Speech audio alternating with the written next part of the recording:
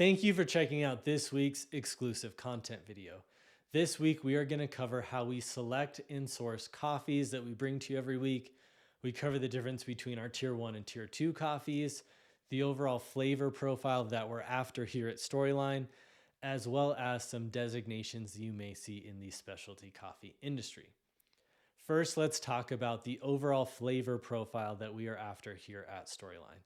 There's really three flavor profiles that are commonly sought in specialty coffee. Excuse me. There is lightly roasted, fruit forward, acidic coffees that are really bright and lean heavily on the lighter roasted side of things that really accentuate the fruit flavors that can be found in coffees. There's then this middle designation, which are more juicy coffees. They're typically more well balanced. They have some of those fruit notes and acidic sides of it, but it also is darker, richer, creamier to balance it out, has more caramelized sugars in it as well.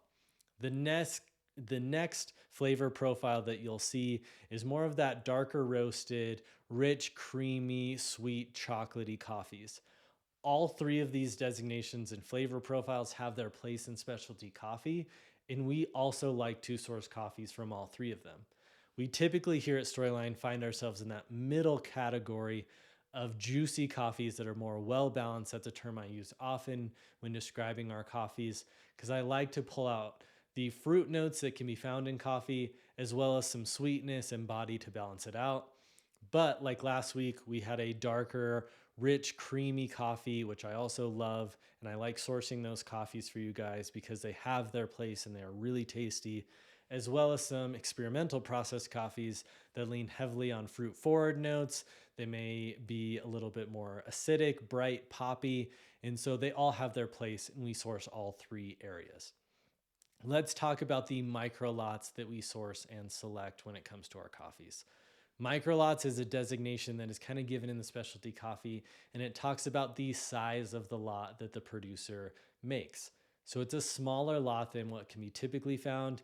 And that allows the producer to have higher quality coffee, better quality controls, better selecting of the cherries, and it typically ends up getting higher cupping scores because of the lot size and the quality that they can put into that. That's typically what we source. Those coffees sell out quickly, so it's hard to have a staple coffee that we have all year long, but we do find that we get better quality coffees when sourcing micro lots. Now let's talk about the difference between our tier 1 and tier 2. Tier 1 coffees receive a cupping score of 86 or higher. That's the cream of the crop, the premier coffees in specialty coffee.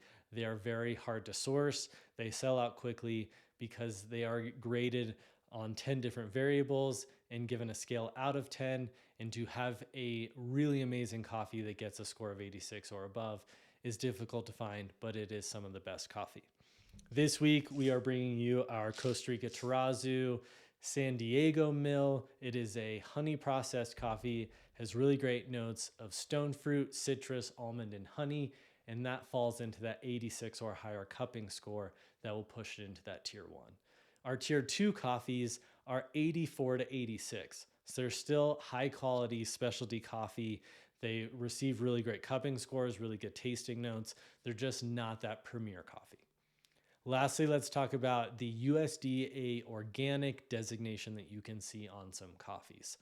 Last week's Peru coffee was an organic coffee, and I'm all for sourcing sustainable organic coffees. And why I say sustainable is the USDA organic stamp in specialty coffee can be burdensome to producers because if they use anything to prevent something from wiping out their crop, like disease or a beetle or something of that sort, they will lose that USDA organic stamp for 3 years.